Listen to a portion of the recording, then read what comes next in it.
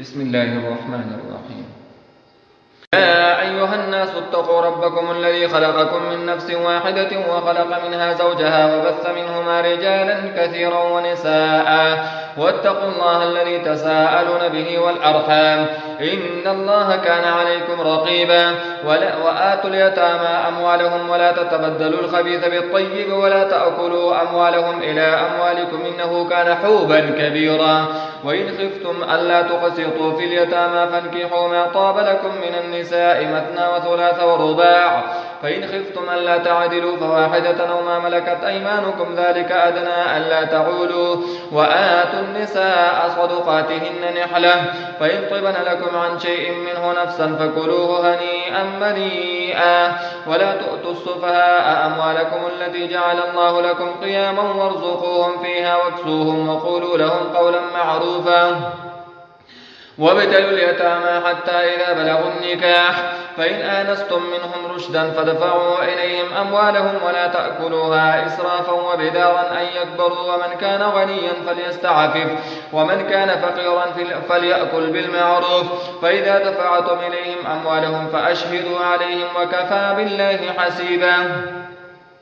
للرجال نصيب مما ترك الوالدان والأقربون وللنساء نصيب مما ترك الوالدان والأقربون مما قل منه أو كثر نصيبا مفروضا. وإذا حضر القسمة أولو القربى واليتامى والمساكين فارزقوهم منه وقولوا لهم قولا معروفا. وليخشى الذين لو تركوا من خلفهم ذرية ضعافا خافوا عليهم فليتقوا الله وليقولوا قولا سديدا.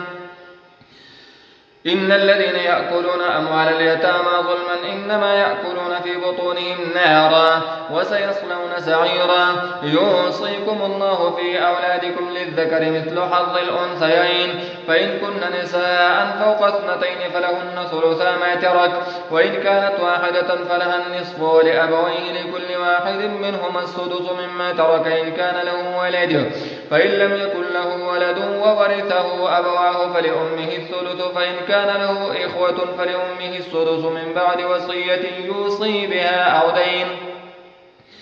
آباؤكم وأبناؤكم لا تدرون أيهم أقرب لكم نفعا فريضة من الله إن الله كان عليما حكيما. ولكم نصف ما ترك أزواجكم إن لم يكن لهن ولد، فإن كان لهن ولد فلكم الربع مما تركن من بعد وصية يوصين بها أو دين، ولهن الربع مما تركتم إن لم يكن لكم ولد، فإن كان لكم ولد فلهن الثمن مما تركتم من بعد وصية توصون بها أو دين. وإن كان رجل يورث كلالة أو امرأة وله أخ أو أخت فلكل واحد منهما السدس، فإن كانوا أكثر من ذلك فهم شركاء في الثلث من بعد وصية يوصى بها أو دين غير مضار، وصية من الله والله عليم حليم. تلك حدود الله، ومن يطع الله ورسوله يدخله جنات تجري من تحتها الأنهار خالدين فيها وذلك الفوز العظيم. ومن يعص الله ورسوله ويتعد حدوده يدخله نارا خالدا فيها وله عذاب مهين. واللاتي يأتين الفاحشة من نسائكم فاستشهدوا عليهن 4 منكم، فإن شهدوا فأمسكوهن في البيوت حتى يتوفاهن الموت أو يجعل الله لهن سبيلا. واللذان يأتيانها منكم فآذوهما فإن تابا وأصلحا فأعرضوا عنهما إن الله كان توابا رحيما. إنما التوبة على الله للذين يعملون السوء بجهالة ثم يتوبون من قريب فأولئك يتوب الله عليهم وكان الله عليما حكيما. وليست التوبة للذين يعملون السيئات حتى إذا حضر أحدهم الموت قال إني تبت الآن ولا الذين يموتون وهم كفار أولئك أعتدنا لهم عذابا أليما.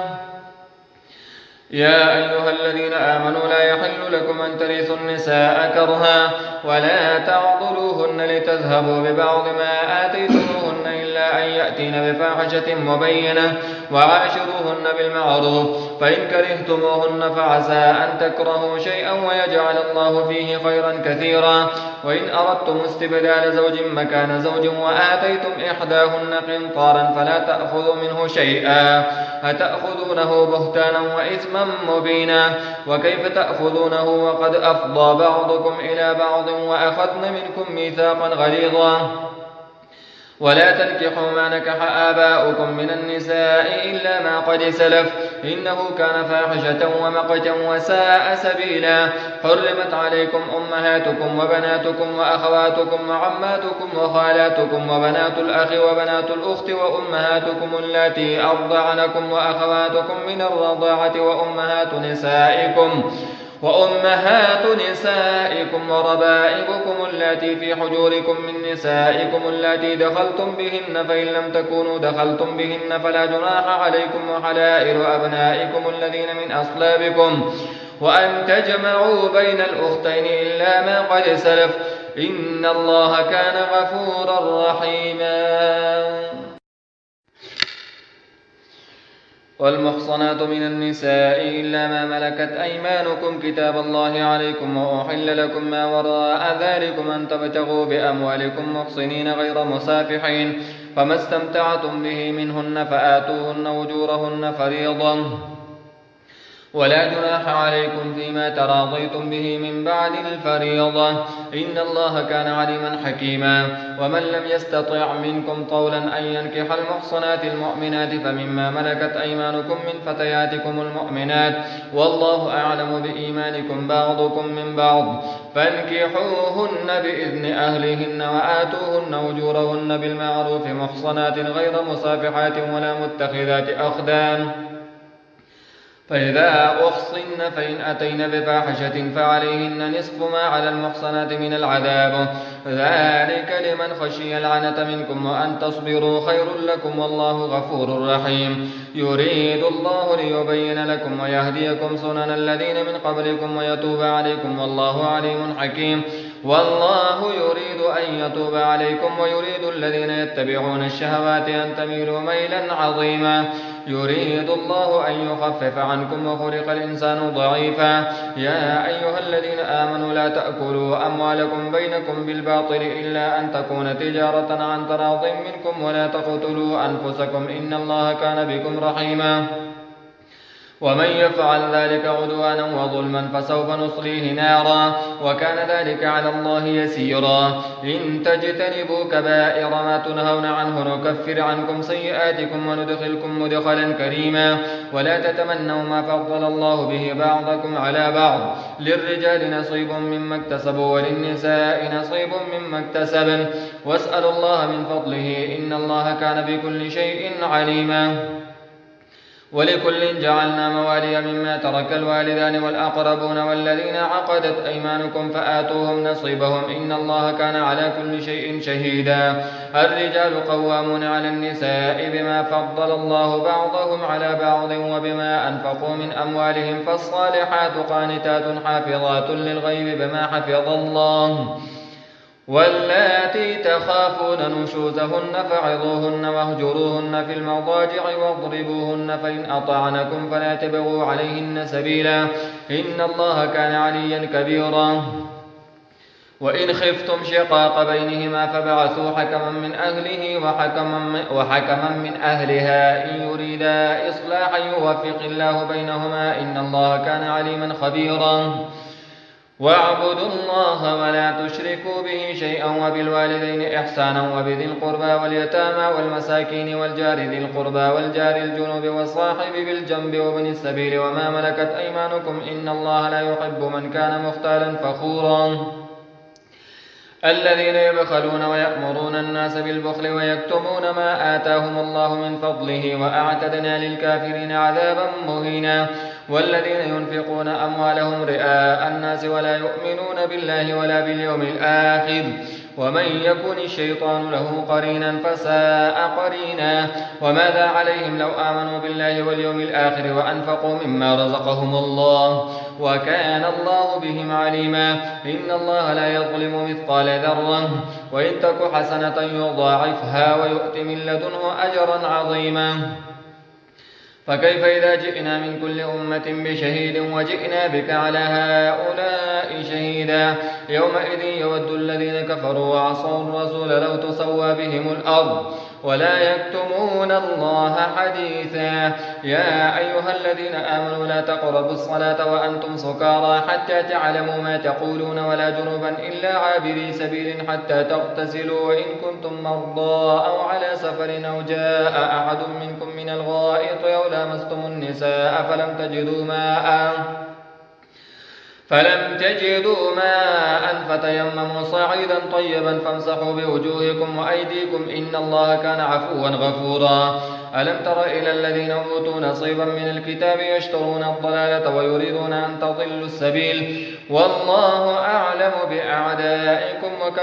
وكفى بالله وليا وكفى بالله نصيرا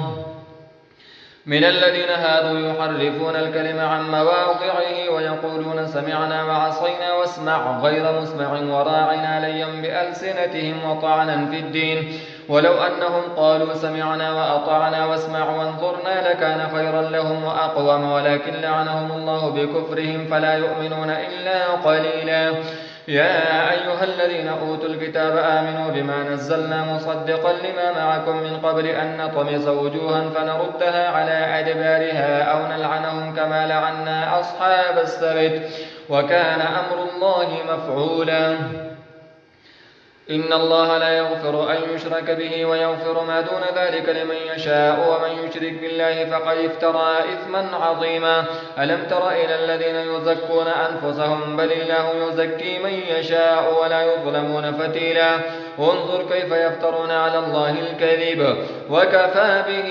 إثما مبينا ألم تر إلى الذين أوتوا نصيبا من الكتاب يؤمنون بالجبت والطاغوت ويقولون للذين كفروا هؤلاء أهدى من الذين آمنوا سبيلا أولئك الذين لعنهم الله ومن يلعن الله فلن تجد له نصيرا أم لهم نصيب من الملك فإذا لا يؤتون الناس نقيرا أم يحسدون الناس على ما آتاهم الله من فضله فقد آتينا آل إبراهيم الكتاب والحكمة وآتيناهم ملكا عظيما فمنهم من آمن به ومنهم من صد عنه وكفى بجهنم سعيرا إن الذين كفروا بآياتنا سوف نصليهم نارا كلما نضجت جلودهم بدلناهم جلودا غيرها ليذوقوا العذاب إن الله كان عزيزا حكيما والذين آمنوا وعملوا الصالحات سندخلهم جنات تجري من تحتها الأنهار خالدين فيها أبدا لهم فيها أزواج مطهرة وندخلهم ظلا ظليلا إن الله يأمركم أن تؤدوا الأمانات إلى أهلها وإذا حكمتم بين الناس أن تحكموا بالعدل إن الله نعم يعظكم به إن الله كان سميعا بصيرا يا أيها الذين آمنوا أطيعوا الله وأطيعوا الرسول وأولي الأمر منكم فإن تنازعتم في شيء فردوه إلى الله والرسول إن كنتم تؤمنون بالله واليوم الآخر ذلك خير وأحسن تأويلا ألم تر إلى الذين يزعمون أنهم آمنوا بما أنزل إليك وما أنزل من قبلك يريدون أن يتحاكموا إلى الطاغوت وقد أمروا أن يكفروا به ويريد الشيطان أن يضلهم ضلالا بعيدا وإذا قيل لهم تعالوا إلى ما أنزل الله وإلى الرسول رأيت المنافقين يصدون عنك صدودا فكيف إذا أصابتهم مصيبة بما قدمت أيديهم ثم جاءوك يحلفون بالله إن أردنا إلا إحسانا وتوفيقا أولئك الذين يعلم الله ما في قلوبهم فأعرض عنهم وعظهم وقل لهم في أنفسهم قولا بليغا وما أرسلنا من رسول إلا ليطاع بإذن الله ولو أنهم إذ ظلموا أنفسهم جاءوك فاستغفروا الله واستغفر لهم الرسول لوجدوا الله توابا رحيما فلا وربك لا يؤمنون حتى يحكموك فيما شجر بينهم ثم لا يجدوا في أنفسهم حرجا مما قضيت ويسلموا تسليما ولو أنا كتبنا عليهم أن اقتلوا أنفسكم أو اخرجوا من دياركم ما فعلوه إلا قليل منهم ولو أنهم فعلوا ما يوعظون به لكان خيرا لهم وأشد تثبيتا وإذا لآتيناهم من لدنا أجرا عظيما ولهديناهم صراطا مستقيما ومن يطع الله والرسول فأولئك مع الذين أنعم الله عليهم من النبيين والصديقين والشهداء والصالحين وحسن أولئك رفيقا ذلك الفضل من الله وكفى بالله عليما يا أيها الذين آمنوا خذوا حذركم فانفروا ثبات وانفروا جميعا وإن منكم لمن ليبطئن فإن أصابتكم مصيبة قال قد أنعم الله علي إذ لم أكن معهم شهيدا ولئن أصابكم فضل من الله ليقولن كأن لم تكن بينكم وبينه مودة يا ليتني كنت معهم فأفوز فوزا عظيما فليقاتل في سبيل الله الذين يشرون الحياة الدنيا بالآخرة ومن يقاتل في سبيل الله فيقتل أو يغلب فسوف نؤتيه أجرا عظيما وما لكم لا تقاتلون في سبيل الله والمستضعفين من الرجال والنساء والولدان الذين يقولون ربنا أخرجنا من هذه القرية الظالم أهلها واجعل لنا من لدنك وليا واجعل لنا من لدنك نصيرا الذين آمنوا يقاتلون في سبيل الله والذين كفروا يقاتلون في سبيل الطاغوت فقاتلوا أولياء الشيطان إن كيد الشيطان كان ضعيفا ألم تر إلى الذين قيل لهم كفوا أيديكم وأقيموا الصلاة وآتوا الزكاة فلما كتب عليهم القتال إذا فريق منهم يخشون الناس كخشية الله أو أشد خشية وقالوا ربنا لم كتبت علينا القتال لولا أخرتنا إلى أجل قريب قل متاع الدنيا قليل والآخرة خير لمن اتقى ولا تظلمون فتيلا أينما تكونوا يدرككم الموت ولو كنتم في بروج مشيدة وإن تصبهم حسنة يقولوا هذه من عند الله وإن تصبهم سيئة يقولوا هذه من عندك قل كل من عند الله فما لهؤلاء القوم لا يكادون يفقهون حديثا ما أصابك من حسنة فمن الله وما أصابك من سيئة فمن نفسك وأرسلناك للناس رسولا وكفى بالله شهيدا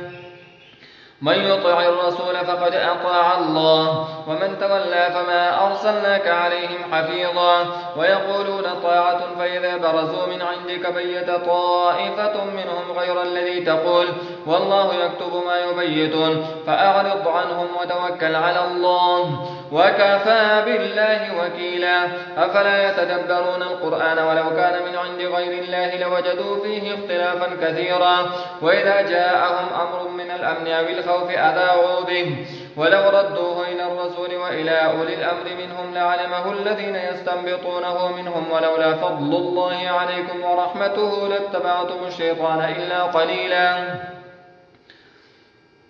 فقاتل في سبيل الله لا تكلف إلا نفسك وحرض المؤمنين عسى الله أن يكف بأس الذين كفروا والله أشد بأسا وأشد تنكيلا من يشفع شفاعة حسنة يكن له نصيب منها ومن يشفع شفاعة سيئة يكن له كفل منها وكان الله على كل شيء مقيتا وإذا حييتم بتحية فحيوا بأحسن منها أو ردوها إن الله كان على كل شيء حسيبا الله لا إله إلا هو لا يجمعنكم إلى يوم القيامة لا ريب فيه ومن أصدق من الله حديثا فما لكم في المنافقين فئتين والله أركسهم بما كسبوا أتريدون أن تهدوا من أضل الله ومن يضلل الله فلن تجد له سبيلا ودوا لو تكفرون كما كفروا فتكونون سواء فلا تتخذوا منهم أولياء حتى يهاجروا في سبيل الله فإن تولوا فخذوهم وقتلوهم حيث وجدتموهم ولا تتخذوا منهم وليا ولا نصيرا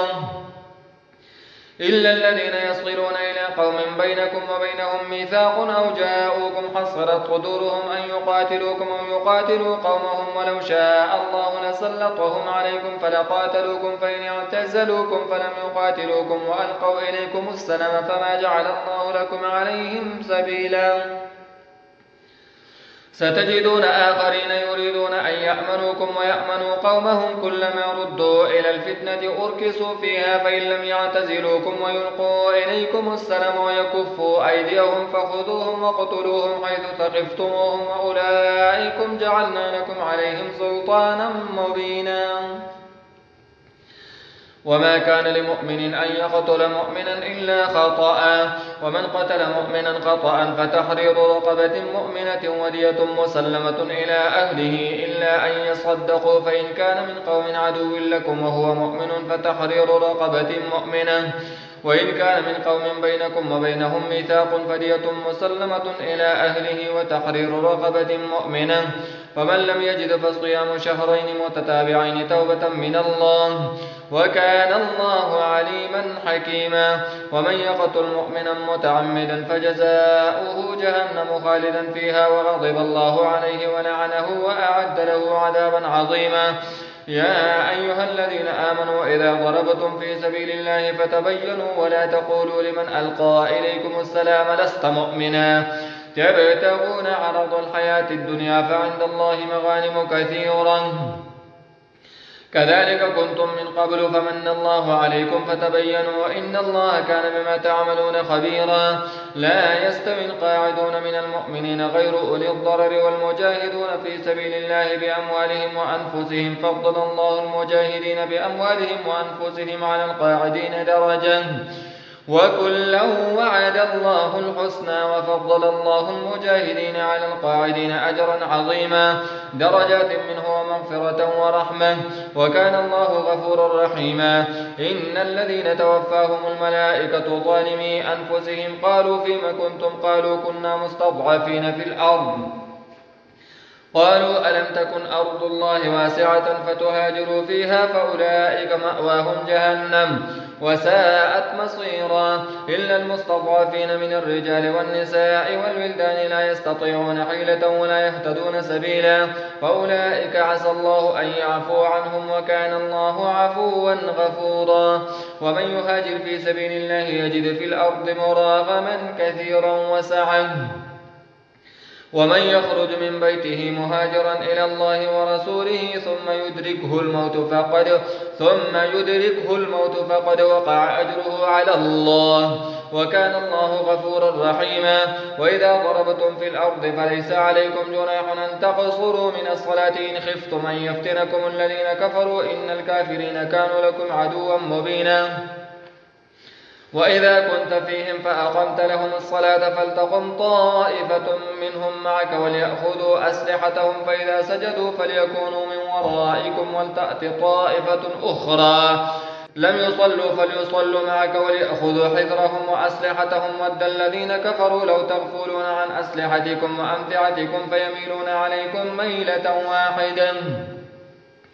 ولا جناح عليكم إن كان بكم أذى من مطر أو كنتم مرضى أن تضعوا أسلحتكم وخذوا حذركم إن الله أعد للكافرين عذابا مهينا. فإذا قضيتم الصلاة فاذكروا الله قياما وقعودا وعلى جنوبكم فإذا اطمأننتم فأقيموا الصلاة إن الصلاة كانت على المؤمنين كتابا موقوتا. ولا تهنوا في ابتغاء القوم إن تكونوا تعلمون فإنهم يعلمون كما تعلمون وترجون من الله ما لا يرجون وكان الله عليما حكيما.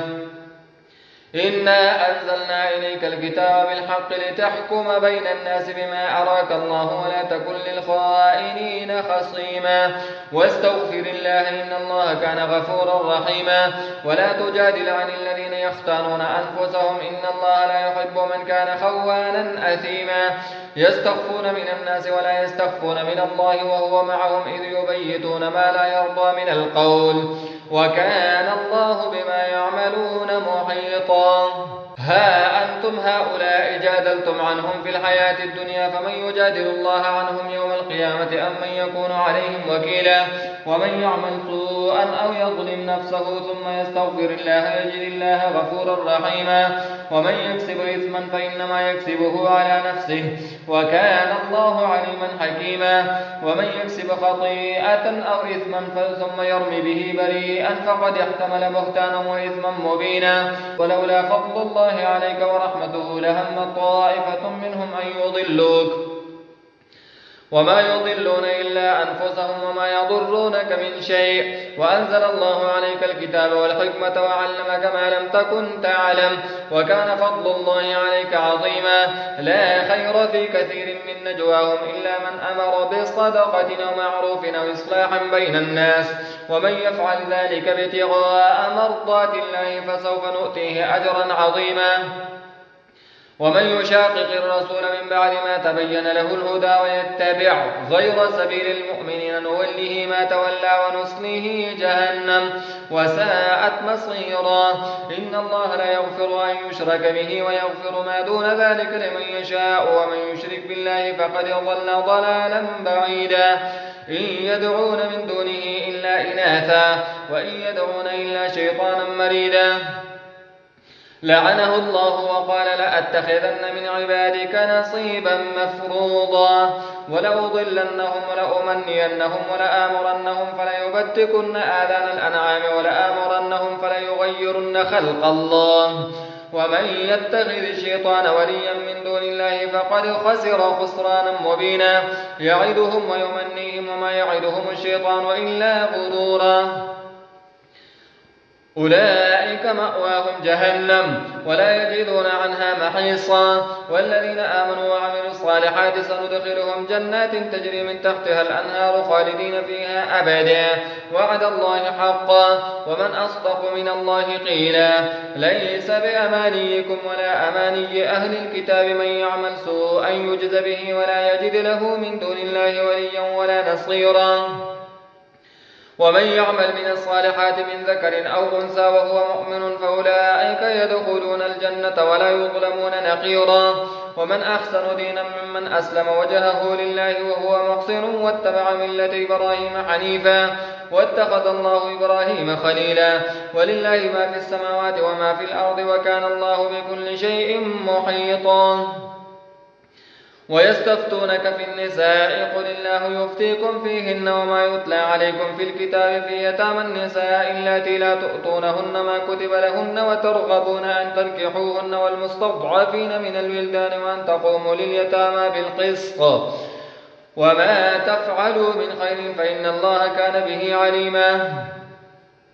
وإن امرأة خافت من بعدها نشوزا أو إعراضا فلا جناح عليهما أن يصلحا بينهما صلحا والصلح خير وأحضرت الأنفس الشح وإن تحسنوا وتتقوا فإن الله كان بما تعملون خبيرا ولن تستطيعوا أن تعدلوا بين النساء ولو حرصتم فلا تميلوا كل الميل فتذروها كالمعلقة وإن تصلحوا وتتقوا فإن الله كان غفورا رحيما وإن يتفرقا يغني الله كلا من سعته وكان الله واسعا حكيما ولله ما في السماوات وما في الأرض ولقد وصينا الذين أوتوا الكتاب من قبلكم وإياكم أن اتقوا الله وإن تكفروا فإن لله ما في السماوات وما في الأرض وكان الله غنيا حميدا ولله ما في السماوات وما في الأرض وكفى بالله وكيلا إن يشأ يذهبكم أيها الناس ويأتي بآخرين وكان الله على ذلك قديرا من كان يريد ثواب الدنيا فعند الله ثواب الدنيا والآخرة وكان الله سميعا بصيرا يا أيها الذين آمنوا كونوا قوامين بالقسط شهداء لله ولو على أنفسكم أو الوالدين والأقربين إن يكن غنيا أو فقيرا فالله أولى بهما فلا تتبعوا الهوى أن تعدلوا وإن تلووا أو تعرضوا فإن الله كان بما تعملون خبيرا يا أيها الذين آمنوا بالله ورسوله والكتاب الذي نزل على رسوله والكتاب الذي أنزل من قبل ومن يكفر بالله وملائكته وكتبه ورسله واليوم الآخر فقد ضل ضلالا بعيدا إن الذين آمنوا ثم كفروا ثم آمنوا ثم كفروا ثم ازدادوا كفرا لم يكن الله ليغفر لهم ولا ليهديهم سبيلا بشر المنافقين بأن لهم عذابا أليما الذين يتخذون الكافرين أولياء من دون المؤمنين أيبتغون عندهم العزة فإن العزة لله جميعا وقد نزل عليكم في الكتاب أن إذا سمعتم آيات الله يكفر بها ويستهزأ بها فلا تقعدوا معهم حتى يخوضوا في حديث غيره إنكم إذا مثلهم إن الله جامع المنافقين والكافرين في جهنم جميعا. الذين يتربصون بكم فإن كان لكم فتح من الله قالوا ألم نكن معكم وإن كان للكافرين نصيب قالوا ألم نستحوذ عليكم ونمنعكم من المؤمنين فالله يحكم بينكم يوم القيامة ولن يجعل الله للكافرين على المؤمنين سبيلا. إن المنافقين يخادعون الله وهو خادعهم وإذا قاموا إلى الصلاة قاموا كسى لا يراءون الناس ولا يذكرون الله إلا قليلا مذبذبين بين ذلك لا إله هؤلاء ولا إله هؤلاء ومن يضلل الله فلن تجد له سبيلا.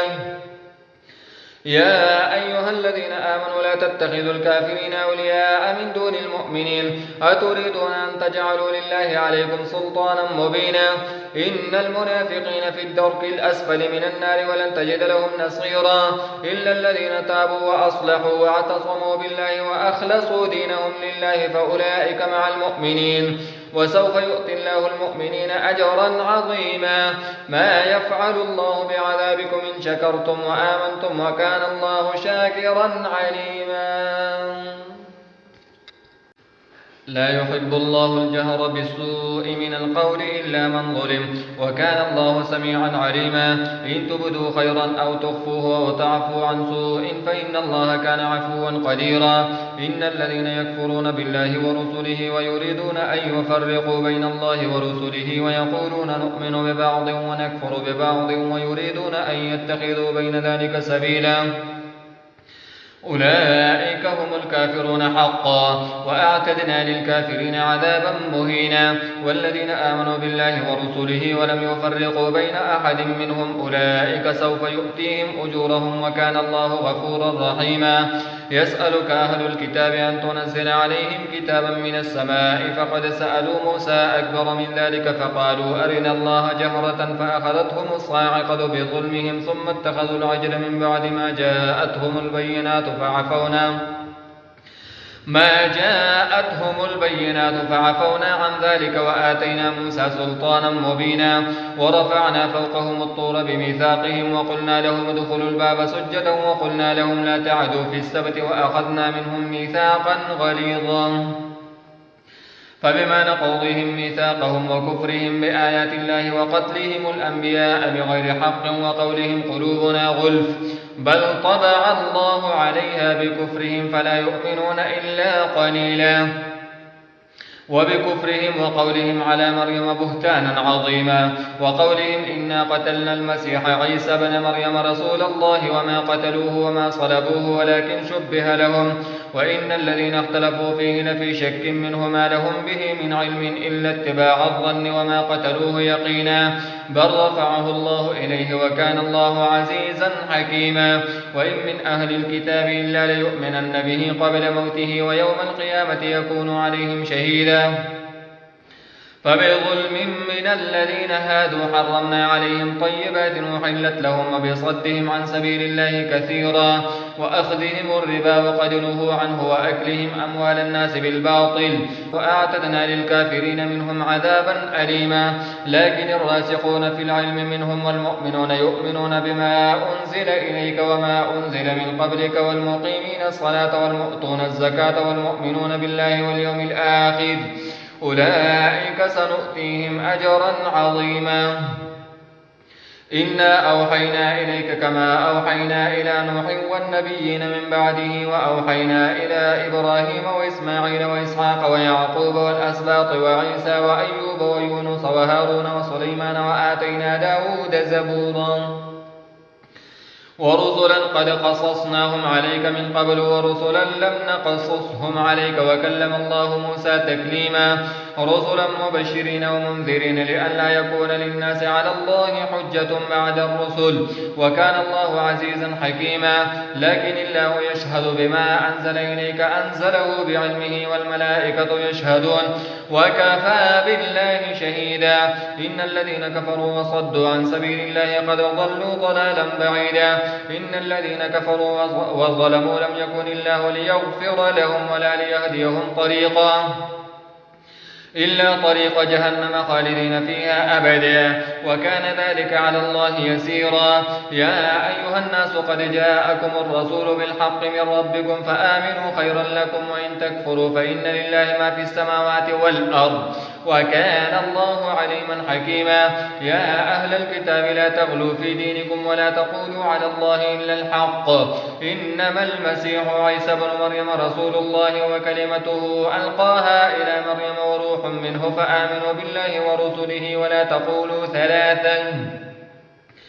انتهوا خيرا لكم إنما الله إله واحد سبحانه أن يكون له ولد له ما في السماوات وما في الأرض وكفى بالله وكيلا. لن يستنكف المسيح أن يكون عبدا لله ولا الملائكة المقربون ومن يستنكف عن عبادته ويستكبر فسيحشرهم إليه جميعا. فأما الذين آمنوا وعملوا الصالحات فيوفيهم أجورهم ويزيدهم من فضله وأما الذين استنكفوا واستكبروا فيعذبهم عذابا أليما ولا يجدون لهم من دون الله وليا ولا نصيرا. يا أيها الناس قد جاءكم برهان من ربكم وأنزلنا إليكم نورا مبينا. فأما الذين آمنوا بالله واعتصموا به فسيدخلهم في رحمة منه وفضل ويهديهم إليه صراطا مستقيما. يستفتونك قل الله يفتيكم في الكلالة إن امرؤ هلك ليس له ولد وله أخت فلها نصف ما ترك وهو يرثها إن لم يكن لها ولد فإن كانت اثنتين فلهما الثلثان مما ترك وإن كانوا إخوة رجالا ونساء فللذكر مثل حظ الأنثيين يبين الله لكم أن تضلوا والله بكل شيء عليم.